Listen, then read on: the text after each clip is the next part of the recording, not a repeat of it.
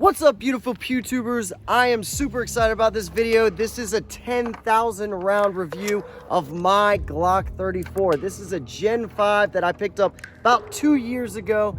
She has been one of my favorite and most flawless pistols that I have shot to date. I have gone away from her, but one thing that is always true is I come back. And I'm gonna show you why next.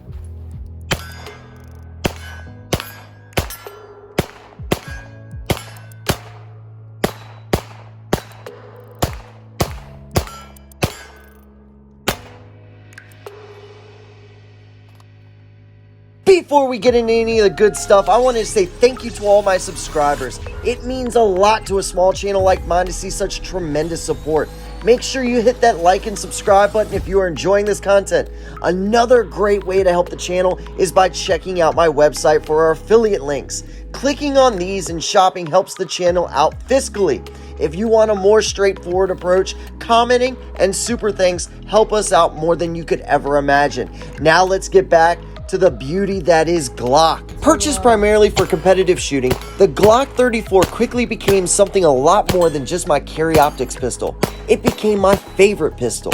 Over the past 2 years, I have taken this Gen 5 Glock 34 to most of my classes, most of my range trips, and competed in steel competition, USPSA, and GSSF with it. What has culminated from all of this is literal perfection. I have yet to have any issues attributed to this pistol, but that is not what surprises me about the 34. It's the pure simplicity of this striker-fired polymer pistol and how much I absolutely love shooting it. Admittingly, I'm a simple dude.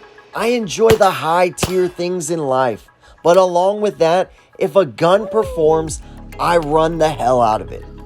34 parts. That's all that makes up a Glock.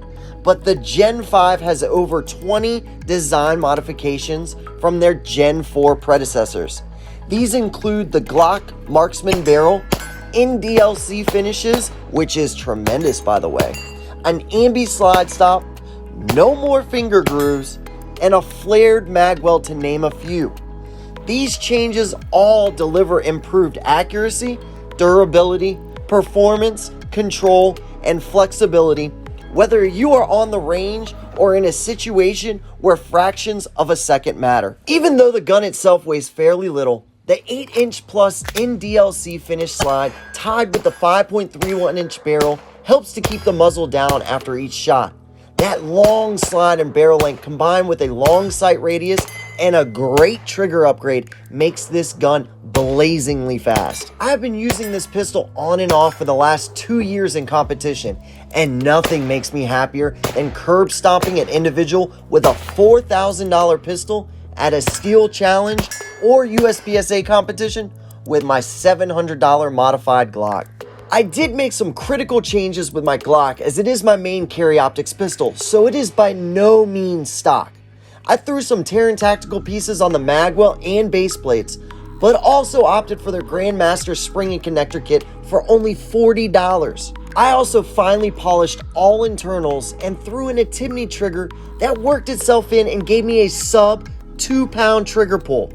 A little modification was needed to adjust the reset, but the final product is a near perfect trigger pull that impresses all who touch this thing. The final piece that was needed was a wide and good piece of glass up top. For that, the only thing I could think of was a Leopold Delta Point Pro. I love these red dots, even with some reflection of the circuit board glaring within the large window.